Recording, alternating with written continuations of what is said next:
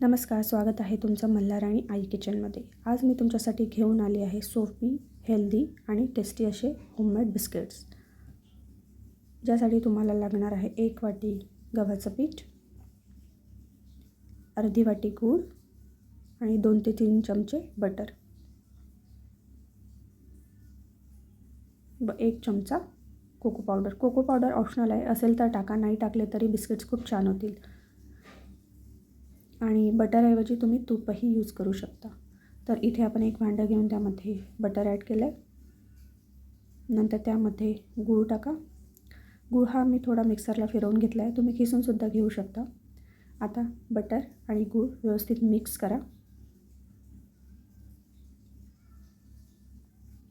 जितकं छान तुम्ही त्याला मिक्स करणार तेवढे आपले बिस्किट्स एकदम मऊ आणि खुसखुशीत होतील।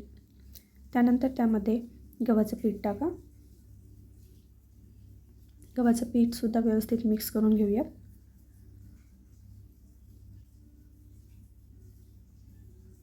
त्यानंतर त्याच्यामध्ये 1 चमचा कोको पावडर,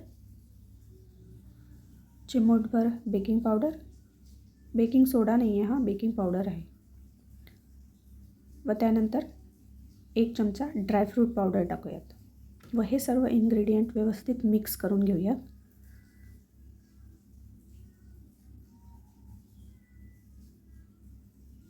त्यानंतर गरजेनुसार 2 ते 3 चमचे पाणी टाकून छान पीठ मळून घेऊयात। हे पीठ जास्त घट्टही नको आणि सैलही नको। व इकडे आपलं पीठ मळून झालं आहे, ते आपण 5 ते 10 मिनटं झाकण ठेवून साईडला ठेवूयात। त्यानंतर पीठ असे दिसेल। आता आपलं परफेक्ट पीठ रेडी झालं आहे। चला तर आपण आता बिस्किट करायला घेऊयात। त्याचे छोटे छोटे गोळे घ्या आणि ते दोन्ही हातामध्ये व्यवस्थित प्रेस करून, जास्त पातळही नाही आणि जास्त जाडही नाही, असे छोटे छोटे आपण सर्व बिस्किट एक एक करून बनवून घेऊयात। जे बाहेरचे पॅकेटमधले बिस्किट असतात त्याच्यामध्ये भरपूर प्रमाणात साखर, मैदा आणि प्रिझर्वेटिव्ह असतात, जे की खूप अनहेल्दी असतात। त्यामुळे हे होममेड बिस्किट्स एकदा तरी घरी नक्की करून बघा, तुमच्या मुलांना नक्कीच आवडतील।